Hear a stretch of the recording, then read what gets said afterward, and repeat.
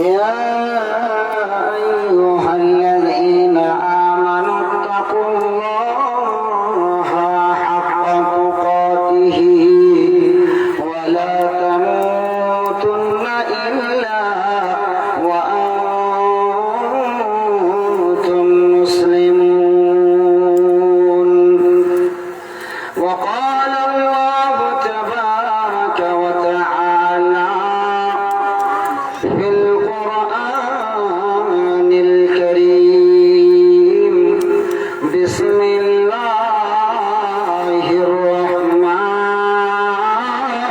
الرحمن الرحيم مثل الذين ينفقون أموالهم في سبيل الله كمثل حبة أنبتت 7 سنابل في كل سنبلة 100 حبة والله يضاعف لمن يشاء والله واسع كريم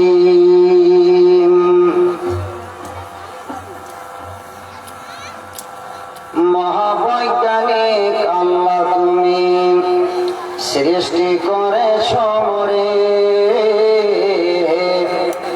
লক্ষ কোটি সাজদা জানাই তোমার কদমে বারে বারে মহাবৈজ্ঞানিক আল্লাহ তুমি সৃষ্টি করেছ মোরে লক্ষ কোটি সাজদা জানাই তোমার কদমে বারে বারে হাত পাও কান নাক সবই তোমার দান অন্তর থেকে ভেসে আসে এ কথা শুনিবার জন্য কান মিল নাই রে চেহারায় নাই রে গলার সুরে অদ্ভুত তোমার কারিগরি দেখছি জীবন ভরে মহাবৈজ্ঞানিক আল্লাহ তুমি সৃষ্টি করেছ মোরে লক্ষ কোটি সাজদা জানাই তোমার কদমে বারে বারে যে মায়ের পেটে জন্ম নিল শিশু পানির পেটে মাছ ভূমির পেটে রেখেছ প্রভু লাখো রকম গাছ মিল নাই রে চেহারায় নাই রে গলার সুরে অদ্ভুত তোমার কারিগরি দেখছি জীবন ভরে মোরা বৈজ্ঞানিকে পারে শুধু ভাঙা ঘরের কাজ মোরা বৈজ্ঞানিক পারি শুধু ভাঙা ঘরের কাজ তোমার সৃষ্টি দেখে খোদা হয়ে যাই অবাক মিল নাই রে চেহারায় নাই রে গলার সুরে অদ্ভুত আমার কারিগরি দেখছি জীবন ভরে আপনার মতো শক্তি তুমি রেখেছ গোপন করে শত চেষ্টা করে মোরা পারি না রাখতে ধরে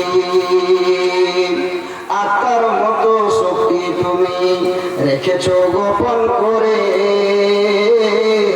শত চেষ্টা করে মোরা পারি না রাখতে ধরে হাকিম বদ্ধ কবিরা যত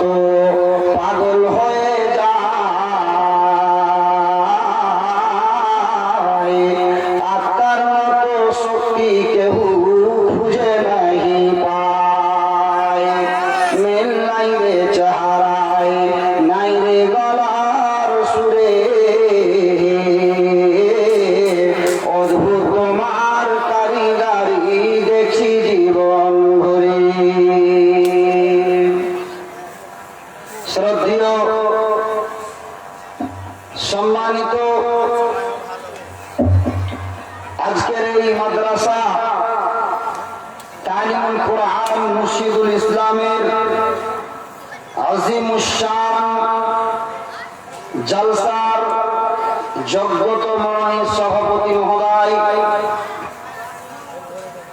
স্টেজের জিনাত, স্টেজের রৌনক, মুআজ্জিজ ও মুআক্কার উলামায়ে কেরাম, আমার সামনে বিভিন্ন গ্রাম ও পাড়া থেকে ছুটে আসা ইসলাম প্রিয়, দিন প্রিয়, ছোট বড় বয়স্ক যুবক ভাই বন্ধু এবং বাচ্চারা, আমার পর্দার আড়ালে পর্দানাসীন খাওয়াতিন, সম্মানিতা অবলা সরলা মা ও বোনেরা, আমার প্রশংসা মাত্র সেই মহান আল্লাহ সুবহানাহু ওয়া তাআলার জন্য, যিনার প্রশংসা করে করে শেষ করতে পারা যাবে না। তাই বিশ্বনবী সাল্লাল্লাহু আলাইহি ওয়াসাল্লাম হাদিসের ভাষায় আমাদেরকে একটা শব্দ বাক্য শিখিয়েছেন, যে শব্দ বাক্যটি বললে আল্লাহর কৃতজ্ঞতা বর্ণনা করা হয়। আমরা সবাই এক সুরে এক আওয়াজে বলি আলহামদুলিল্লাহ। দুরূদ ও সালাম শান্তির ধারা অবতীর্ণ হোক আখিরি নবী জনাবি মুহাম্মদুর রাসূলুল্লাহ সাল্লাল্লাহু আলাইহি ওয়াসাল্লামের উপর। বন্ধুগণ এবং পর্দার আড়ালের মা বোনেরা, এই আজিমুশ-শান জলসার কমিটির পক্ষ থেকে আমাকে যে বিষয়টি নির্ধারিত করে দেওয়া হয়েছে, সেই বিষয়টি হচ্ছে ইনফাক ফি সাবিলিল্লাহ ফাওয়াইদ ও সামারাত। বুঝতে পারলেন? ইনফাক ফি সাবিলিল্লাহ ফাওয়াইদ ও সামারাত। যিনারা আরবি ভাষা থেকে যিনাদের সম্পর্ক আছে কিংবা উলামায়ে সমাজ, অবশ্যই তিনারা আমি যখন আয়াত পাঠ করেছিলাম বুঝে গেছেন, কিন্তু যাদের আরবি থেকে একটু দূরে দূরে তাল্লুক আছে, তিনারা এখনো অবুঝ এবং অজানা হয়ে আছেন যে বিষয়টির অর্থ কি।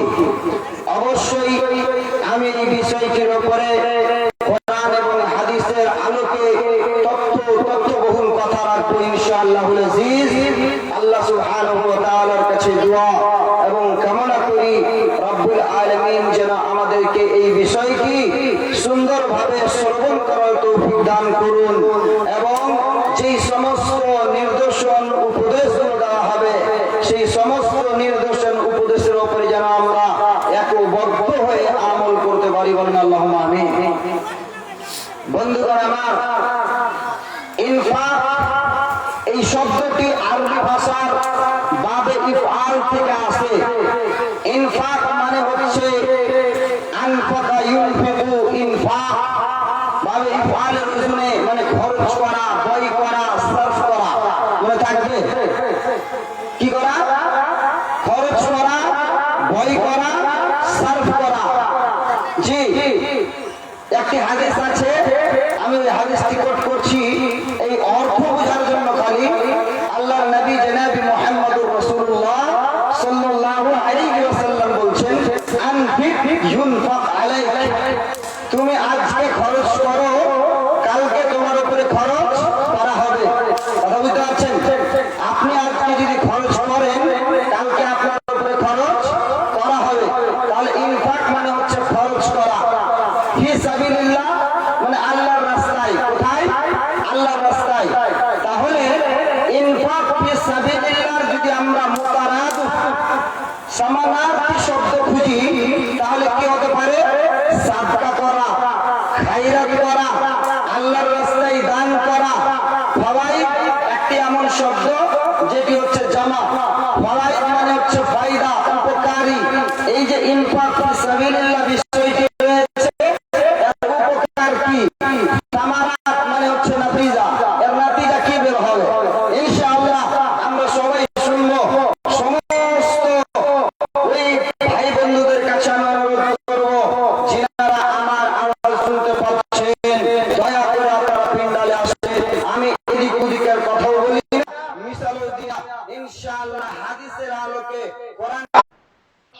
করে আপনারা শুনবেন আর অনেক বুঝতে পারবেন ইনশাআল্লাহ। জোরে করে বলেন ইনশাআল্লাহ। বলেন না গো জোরে করে ইনশাআল্লাহ। বন্ধু আমার, আচ্ছা বলেন তো, ইনফাক মানে খরচ করা, তাহলে খরচ মানে কি? পয়সা খরচ করবেন তো কি শুধু পয়সা খরচ হবে? আরে আরে অন্য কিছু খরচ হতে পারে না? পারে না পারে না পারে, খরচ হতে পারে। যেমন টাকা, টাকা পয়সা একটা হলো না, হলো। জি বন্ধুগণ, তাহলে আমি যে কথা আপনাদেরকে বুঝাতে চাচ্ছি, ইনফাক ফি সাবিলিল্লাহ, আল্লাহর রাস্তাতে খরচ করা মানে শুধু টাকার পয়সা সাদকার চান্দা আল্লাহর রাস্তাতে খরচ করা, এটা সহি। কিন্তু শুধু এমনি খরচ হয় এই কথা সহি নয়, বরঞ্চ এই ছাড়া অনেকগুলো জিনিস রয়েছে যেইগুলোকে আল্লাহর রাস্তায় খরচ করতে পারা যায়। তার মধ্যে একটি হচ্ছে ইলম। তার মধ্যে একটি কি? ইলম, জ্ঞান। জি, ইলম এবং জ্ঞান কাকে বলে? কে বলতে পারবেন ইলম জ্ঞান কাকে বলে?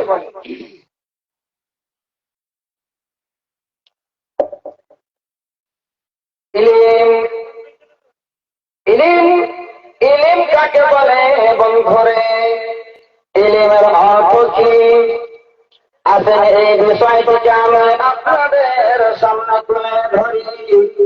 ইলম মানে হচ্ছে নূর।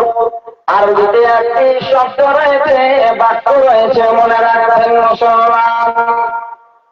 আল ইলমু নূরুন ওয়াল জাহলু যালাম। মানে ইলম হলো আলো, ইলম হলো রোশনি, ইলম হলো লাইট, ওয়াল জাহলু যালাম। এবং এই যে ওয়াজানা মুক্তা রয়েছে, এইগুলো হচ্ছে আধার। ইলম মানে হচ্ছে নূর। মানে এই নূর যদি আপনার কাছে থাকে, অবশ্যই আপনি বন্ধুরে সঠিক পথটি খুঁজে পেয়ে যাবেন, হেদায়েতের পথটি খুঁজে পেয়ে যাবেন। আল্লাহ রাব্বুল আলামিন যেই উদ্দেশ্যে, যেই মাকসাদে আমাদেরকে পৃথিবীর বুকে সৃষ্টি করেছে, ওই উদ্দেশ্যটিকে আমরা খুঁজে পেব। তাহলে ইলম মানে হচ্ছে নূর। এই নূরের দ্বারায়, এই রশ্মির দ্বারায়, এই আলোর দ্বারাই বন্ধুরে আমরা হেদায়েতের পথ খুঁজে বের করলাম। শুধু তাই নয়, এই ইলম যদি কোনো মানুষের কাছে হয়, তাহলে সেই আদল এবং ইনসাফের পায়মানা কায়েম করতে পারবে। আর যদি ইলম না হয়, তাহলে শুধু আর শুধু ইনসাফি হবে, এছাড়া আর কিছু হবে না।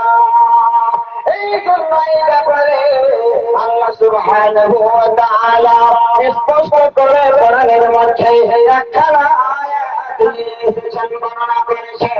আল্লাহ বলতেছেন, কুল হাল ইয়াস্তাবিল ইয়া'লামুনা ওয়াল্লাযীনা লা ইয়া'লামুন। বলবে মনোযোগ লাগিয়ে শুনবেন ভাই বন্ধুরে, মনোযোগ লাগিয়ে শুনবেন। আপনারা যেহেতু এই মজলিসে শোনার জন্য এসেছেন, আপনাদেরকে আমি আবেদন করি, আল্লাহ রাব্বুল আলামিন বলতেছেন, কুল হাল ইয়াস্তাবিল্লাযীনা, নবী মুহাম্মদ আপনি পৃথিবীর মানুষদেরকে বলে দিন, পৃথিবীর মানুষদেরকে জানিয়ে দিন, ইয়াস্তাবিল্লাযীনা লা ইয়াস্তাবিল্লাযীনা ইয়া'লামুনা ওয়াল্লাযীনা লা ইয়া'লামুন। ওই সমস্ত ব্যক্তি যাদের কাছে জ্ঞান রয়েছে, যাদের কাছে দ্বীনের শিক্ষা রয়েছে, যাদের কাছে ইলম রয়েছে, এবং ওই মানুষরা যাদের কাছে জ্ঞান নাই, যাদের কাছে শিক্ষা নাই, যাদের কাছে ইলম নাই, তারা কখনো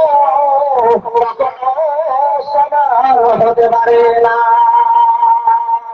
পারে? যার কাছে জ্ঞান আছে সেই মানুষ আর যার কাছে জ্ঞান নেই সমান হতে পারে? আপনাকে কি লাগছে, সমান হতে পারে? পারে না। মূর্খ এবং জ্ঞানী মানুষ কখনো সমান হতে পারে না। কেন পারে না বন্ধুরা? এই জন্য পারে না, কারণ হচ্ছে যেমন রাত এবং দিন সমান হতে পারে না। রাতকে যদি দিন বলে বলতে পারা যাবে না, এবং দিনকে যদি আপনারা বলে বলতে পারা যাবে না। যেমন ধারু এবং কালে বরাবর হতে পারে না, যেমন চন্দ্র এবং সূর্য বরাবর হতে হতে পারে না, যেমন ইবাদত এবং শিরক বরাবর হতে পারে না, ঠিক তেমনটাই বন্ধুরে একজন জ্ঞানী মানুষ এবং অজানা মানুষ কখনো সমান হতে পারে না। আপনারা এখন প্রশ্ন করবেন, মৌলানা কেন সমান হতে পারে না, তারপরও কেন সমান হতে পারে না? প্রশ্ন হতে পারে না। বন্ধুরে আমার, আমি যদি নিজের পক্ষ থেকে কথা বলি তাহলে কথাটি আমার হবে, কিন্তু যদি আমি কোরআন হাদিসকে কোট করি তাহলে আল্লাহ এবং আল্লাহর রাসূলের কথা হবে।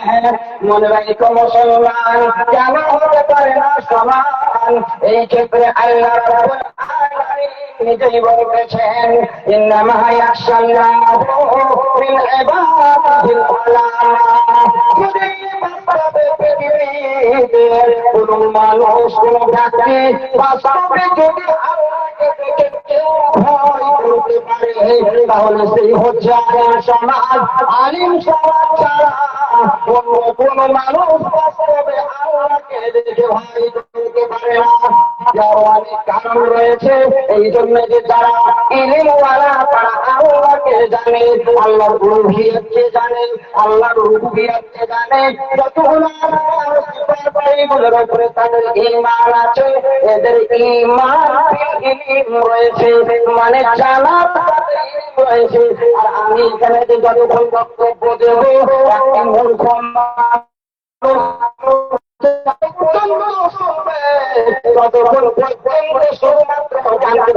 তারপরে তার কাছ থেকে ঘুরিয়ে যাবে। একটি কথা আমি বলি, আমি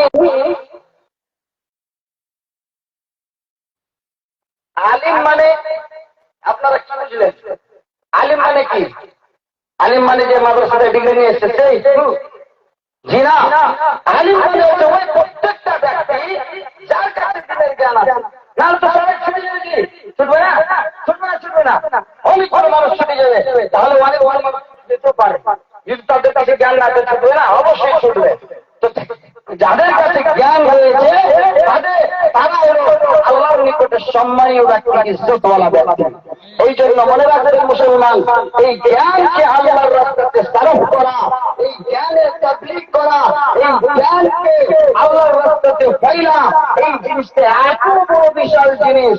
বিশ্বনবী জনাব মুহাম্মদ রাসূলুল্লাহ সাল্লাল্লাহু আলাইহি ওয়াসাল্লাম কোরআনের মধ্যে, বিশ্বনবী সাল্লাল্লাহু আলাইহি ওয়াসাল্লাম হাদিসের মধ্যে বলেছেন, খায়রুকুম মান তাআল্লামাল কুরআন ওয়া আল্লামাহু। মানুষের তোমরা শোনো, তোমরা শুনে নাও, মাবনরে তোমরা মনে রেখে নাও, পৃথিবীর বুকে যদি সর্বসেরা সবচেয়ে উত্তম ব্যক্তি, সবচেয়ে ভালো ব্যক্তি কেউ যদি থাকে তাহলে ওই মানুষগুলো রয়েছে যারা কোরআনের ইলমকে অর্জন করে, কোরআনের জ্ঞানকে যারা শিখে এবং অপর মানুষকে যারা শিখিয়ে দেয়, যারা দুনিয়ার সর্বশ্রেষ্ঠ মানুষ, যারা পৃথিবীর সবচেয়ে ভালো মানুষ। এই জন্য ইলম কোরআনের অর্জন করবেন এবং এই ইলমকে পৃথিবীর মানুষকে প্রচার করবে, তাহলে আপনি সবচেয়ে সর্বশ্রেষ্ঠ মানুষ হতে পারবে। আচ্ছা, এখন 1 মিনিটের জন্য আমি কুরসিতে বসে বক্তব্য দিচ্ছি, এই জন্য আমি একটা আলিম। 1 মিনিটের জন্য বলছি, এই জন্য আমি কোরআনকে শিক্ষা দিচ্ছি এবং সিনারা শুনছেন, তিনারাও কিন্তু এই বিষয়ে কোনো কম নয়। এই জন্য নয় যে যারা শিখছে এবং যারা অপরকে শিক্ষা দিচ্ছে, এরা দুজনই পৃথিবীর মধ্যে সর্বশ্রেষ্ঠ। আল্লাহু আকবার, সুবহানাল্লাহ বলেন একবার, সুবহানাল্লাহ। আরে জোর করে বলেন না, যারা আসলে ওরা তৌফিক পায়নি। এর অর্থ হলো এই মাজলিসের দাম আছে, এই মাজলিসের কি আছে? দাম আছে। এই মাজলিসে যারা বসবে, কোরআনের মাজলিসে যে ব্যক্তি বসবে, তাদের গুণ আছে, তাদের সদ্গুণ আছে, এবং যারা এই যিনি মাহফিল থেকে পালন করবে তাদের ভালো রয়েছে, অবশ্যই তাদের বদগুণ রয়েছে। বন্ধুরে আমার, ফিসাবিলিল্লাহ আমি কথা বলতেছিলাম, ফি সাবিলিল্লাহে দিনে ইলমকে প্রচার করার কত বড় ইফতার রয়েছে, আমি এই জিনিসটাকে বলে করতে চাই। আপনাদের সামনে আমি কোট করতে যাচ্ছি। ও ভাইরা আমার, ওই দিকে আপনারা মনোযোগ লাগাবেন না।